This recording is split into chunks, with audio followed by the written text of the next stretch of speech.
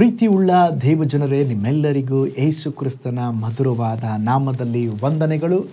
Shalom, ನಿಮಗೆ ಸಮಾಧಾನವಾಗಲಿ. ಈ ದಿನ ದೇವರ ವಾಕ್ಯದ ಧ್ಯಾನಕ್ಕಾಗಿರುವಂಥ ವಿಷಯ 7 ಪ್ರಕಾಶಿಸು. ಅದಕ್ಕೆ ಆಧಾರವಾಗಿ ಯೆಶಾಯನ ಬರೆದ ಪ್ರವಾದನೆ ಗ್ರಂಥ 60ನೇ ಅಧ್ಯಾಯ 1ನೇ ವಚನ. 7 ಪ್ರಕಾಶಿಸು, ನಿನಗೆ ಬೆಳಕು ಬಂತು, ಯೆಹೋವನ ತೇಜಸ್ಸು ನಿನ್ನ ಮೇಲೆ ಉದಯಿಸಿದೆ. ನಮ್ಮ ಮುಖ ಪ್ರಕಾಶವಾಗಿರಲು ಮತ್ತು ಸುಂದರವಾಗಿಡಲು ನಾವು ಹಲವಾರು ಉತ್ಪನ್ನಗಳನ್ನು ಬಳಸುತ್ತೇವೆ. ಆದರೆ ದೇವರಿಂದ ಬರುವ ಪ್ರಕಾಶದ ಬಗ್ಗೆ ಎಷ್ಟು ಜನರಿಗೆ ತಿಳಿದಿದೆ? ನಾವು ಹೋದಲ್ಲೆಲ್ಲ ದೇವರ ಮಹಿಮೆ ನಮ್ಮ ಮೇಲೆ ಉದಯಿಸಬೇಕೆಂದು, ನಾವು ಹೋಗುವ ಸ್ಥಳದಲ್ಲೆಲ್ಲ ಕರ್ತನಿಗಾಗಿ ಪ್ರಕಾಶಿಸಬೇಕೆಂದು ದೇವರು ಬಯಸುತ್ತಿದ್ದಾರೆ. ನಾವು ದೇವರ ಮಹಿಮೆಗಾಗಿ ಬಾಳಬೇಕು ಎಂಬ ಬಯಕೆ ನಮ್ಮಲ್ಲಿರುವಾಗ ನಾವು ಎದ್ದು ಪ್ರಕಾಶಿಸುವಂತೆ ದೇವರು ಸಹಾಯ ಮಾಡುತ್ತಾರೆ. ಸತ್ಯ ವೇದದಲ್ಲಿ ಪ್ರಕಾಶವಾದ 3 ಭಕ್ತರ ಮುಖಗಳನ್ನು, ಪ್ರಕಾಶವಾಗಿದ್ದದ್ದನ್ನು ನಾವು ನೋಡಬಹುದಾಗಿದೆ. ಮೊದಲನೇದಾಗಿ ಮೋಶೆ ದೇವರೊಂದಿಗೆ ಏಕಾಂತವಾಗಿ ಕಳೆದ ಸಮಯವು ಅವನ ಮುಖವು ಪ್ರಕಾಶಿಸುವಂತೆ ಮಾಡಿತು. ಒಂದು ಸಾರಿ ದೇವರ ಬಳಿ ಮೋಶೆ ಪ್ರಾರ್ಥಿಸ್ತಾನೆ, ದೇವರೇ, ನಿನ್ನ ಮಹಿಮೆ ನನಗೆ ತೋರಿಸಬೇಕು. 40 ದಿನಗಳ ಕರ್ತನ ಸಂಗಡ ಇದ್ದ ನಂತರ ಸೀನಾಯಿ ಬೆಟ್ಟದಿಂದ ಇಳಿದು ಬರುವಾಗ ಮೋಶೆಯ ಮುಖ ಪ್ರಕಾಶಿಸುತ್ತಾ ಇತ್ತು. ಅವನ ಮುಖ ನೋಡಲಿಕ್ಕೆ ಜನ ಭಯಪಟ್ಟರಂತೆ, ಅಷ್ಟು ಪ್ರಕಾಶಮಯವಾಗಿತ್ತು.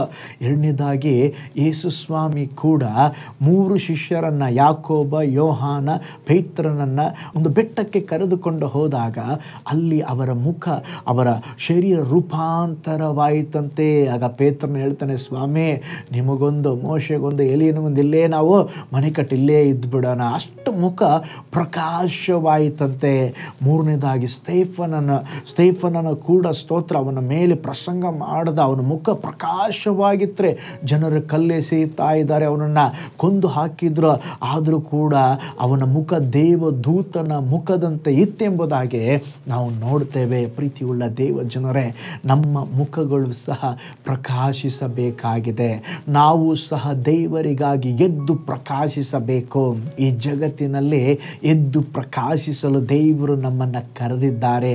ಈ ಲೋಕಕ್ಕೆ ನಾವು ಉಪ್ಪಾಗಿ, ಬೆಳಕಾಗಿ ದೇವರು ನಮ್ಮನ್ನು ಇಟ್ಟಿದ್ದಾರೆ. ಈ ಬೆಳಕು ಹೇಗೆ ಕತ್ತಲೆಯನ್ನು ಹೋಗಲಾಡಿಸುತ್ತದೆಯೋ ಹಾಗೆ ನಮ್ಮ ಜೀವಿತದ ಅಪ್ರಕಾಶದ ಬೆಳಕು ಪಾಪದಿಂದ, ಶಾಪದಿಂದ ಬಂಧಿತರಾಗಿರುವ ಅನೇಕ ಮನುಷ್ಯರ ಹೃದಯದಲ್ಲಿರುವ ಕತ್ತಲೆಯನ್ನು ಹೋಗಲಾಡಿಸಬೇಕು.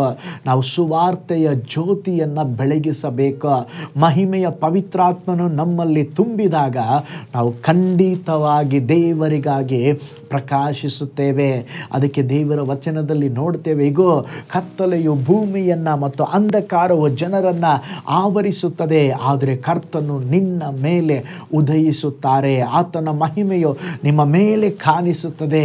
ನಿನ್ನ ಬೆಳಕಿನ ಕಡೆಗೆ ಅನೇಕ ಜನಾಂಗಗಳು ಉದಯಿಸುವ, ನಿನ್ನ ಬೆಳಕಿನ ಕಡೆಗೆ ಅನೇಕ ರಾಜ್ಯರು ಬರ್ತಾರೆ ಎಂಬುದಾಗಿ ದೇವರು ವಾಗ್ದಾನ ಮಾಡಿ ಹೇಳಿದ್ದಾರೆ.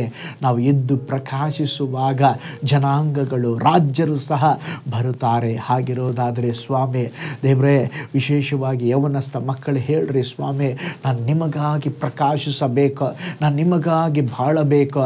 ನಾವು ಎದ್ದು ಪ್ರಕಾಶಿಸುವುದಕ್ಕೆ ನಮ್ಮ ಜೀವಿತದಲ್ಲಿ ದೇವರ ಅಭಿಷೇಕ ನಮ್ಮ ಮೇಲಿರಬೇಕು. ಕಣ್ಗಳನ್ನು ಮುಚ್ಚೋಣ. ಸ್ವಾಮಿ, ನಾನು ನಿಮಗಾಗಿ ಎದ್ದು ಪ್ರಕಾಶಿಸಬೇಕು, ಕೃಪೆಯನ್ನು ಅನುಗ್ರಹಿಸರೆಂಬುದಾಗಿ ಪ್ರಾರ್ಥನೆ ಮಾಡಿಕೊಳ್ಳೋಣ. ಪರಲೋಕದಲ್ಲಿ ವಾಸ ಮಾಡುವ ನಮ್ಮ ತಂದೆಯಾದ ದೇವರೇ, ನಿನ್ನ ವಚನ ಹೇಳುವ ಹಾಗೆ ನಾವು ಎದ್ದು ಪ್ರಕಾಶಿಸಬೇಕಪ್ಪ ದೇವರೇ. ನಮ್ಮ ಜೀವಿತದಲ್ಲಿ ಹಲ್ಲೆಲೂಯಾ, ಒಂದೊಂದು ದಿನವೂ ಸ್ವಾಮಿ ದೇವರೇ, ನಿನ್ನ ಅಭಿಷೇಕವನ್ನು, ಬಲವನ್ನು, ಕೃಪೆಯನ್ನು ಹೊಂದಿಕೊಂಡು ನಿನ್ನ ನಾಮದ ಮಹಿಮೆಗಾಗಿ ನಾವು ಎದ್ದು ಪ್ರಕಾಶಿಸುವಂತೆ ನಮಗೆ ಕೃಪೆಯನ್ನು ಅನುಗ್ರಹಿಸ್ರಿ. ಈ ವಿಡಿಯೋ ವಾಚ್ ಮಾಡಿದ ಪ್ರತಿಯೊಬ್ಬರನ್ನು ಬ್ಲೆಸ್ ಮಾಡಿರಿ. ನಿಮ್ಮ ದೈವಿಕವಾದ ಹಸ್ತ, ಕೃಪೆ ನಿನ್ನ ಜನರ ಸಂಗಡ ಇರಲಿ. ಆಳ್ವಿಕೆ ಮಾಡಿರಿ, ಯೇಸುವಿನ ಹೆಸರಿನಲ್ಲಿ ತಂದೆಯೇ, ಆಮೇನ್, ಆಮೇನ್. Price lord. ಹಾಗಾದರೆ ಪ್ರೀತಿಯುಳ್ಳ ದೇವಜನರೇ, ನಾವು ಕರ್ತನಿಗಾಗಿ ಎದ್ದು ಪ್ರಕಾಶಿಸೋಣ, ದೇವರಿಗಾಗಿ ನಾವು ಬೆಳಗೋಣ. ನಮ್ಮ ಬೆಳಕು ಇತರರ ಮುಂದೆ ಪ್ರಕಾಶಿಸಲಿ. ದೇವರು ಆ ರೀತಿ ಜೀವಿಸಲಿಕ್ಕೆ ನಮಗೆ ಕೃಪೆಯನ್ನು ಅನುಗ್ರಹಿಸಲಿ. ನಿಮ್ಮನ್ನು, ನಿಮ್ಮ ಕುಟುಂಬವನ್ನು ದೇವರು ಬ್ಲೆಸ್ ಮಾಡಲಿ. ನಾಳೆ ಮತ್ತೊಂದು ದೈನಂದಿನ ಧ್ಯಾನದಲ್ಲಿ ನಾನು ನಿಮ್ಮನ್ನು ಸಂಧಿಸ್ತೇನೆ. ನಾನು ನಿಮ್ಮ ಪ್ರೀತಿಯ ಸೇವಕ pastor Paul Joy. God bless you all.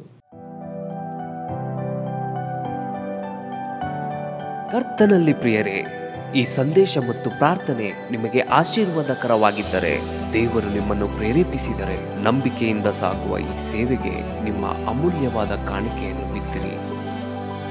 ಪ್ರೀತಿಯ ದೇವಜನರೇ, ವಾಯ್ಸ್ ಆಫ್ ಹೋಪ್ ಮಿನಿಸ್ಟ್ರಿಯ ವತಿಯಿಂದ ಕೋರಮಂಗಲದಲ್ಲಿ ಪ್ರತಿ ಭಾನುವಾರ ಬೆಳಿಗ್ಗೆ 9:30ಕ್ಕೆ ಕನ್ನಡ ಆರಾಧನೆ ನಡೆಯುತ್ತಿದೆ.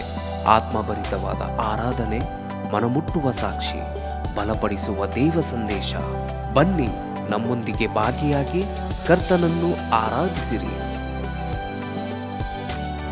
ನೂತನ ತಿಂಗಳ ಆಶೀರ್ವಾದ ಕೂಟ ಪ್ರತಿ ತಿಂಗಳು ಮೊದಲ ದಿನ ಸಂಜೆ 7 ಗಂಟೆಗೆ. ಪ್ರತಿ ತಿಂಗಳು 2ನೇ ಶನಿವಾರ ಬಿಡುಗಡೆ ಉಪವಾಸ ಪ್ರಾರ್ಥನೆ ಕೂಟ ಬೆಳಿಗ್ಗೆ 10:30ಕ್ಕೆ. ನಿಮಗಾಗಿ ಪ್ರಾರ್ಥಿಸಬೇಕೆ? ನಿಮಗೆ ಯಾವುದಾದರೂ ಪ್ರಾರ್ಥನೆ ಮನವಿಗಳು ಇರುವುದಾದರೆ ಕೆಳಗಿನ ನಂಬರಿಗೆ ಕರೆ ಮಾಡಿ ಅಥವಾ ವಾಟ್ಸಪ್ ಮಾಡಿ. ಈ ಆತ್ಮಿಕ ಸಂದೇಶಗಳು ನಿಮಗೆ ಆಶೀರ್ವಾದಕರವಾಗಿದ್ದರೆ ಲೈಕ್ ಮಾಡಿರಿ. ಇಂಥ ಅದ್ಭುತ ಸಂದೇಶ ಪ್ರತಿದಿನ ನೋಡಲು ಬಯಸುವುದಾದರೆ ಸಬ್ಸ್ಕ್ರೈಬ್ ಮಾಡಿ ಹಾಗೂ ಇತರರೊಂದಿಗೆ ಶೇರ್ ಮಾಡಿರಿ. ಕರ್ತನು ನಿಮ್ಮನ್ನು, ನಿಮ್ಮ ಕುಟುಂಬವನ್ನು ಆಶೀರ್ವದಿಸಲಿ.